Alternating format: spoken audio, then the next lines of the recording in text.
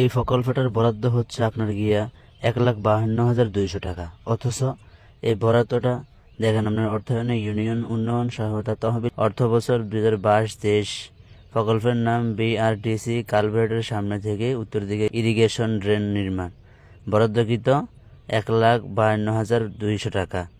আপনার ওয়ার্ড সভাপতি ছিলেন জনাব মোহাম্মদ খুরশিদ আলম, ইউপি সদস্য 8 নং ওয়ার্ড।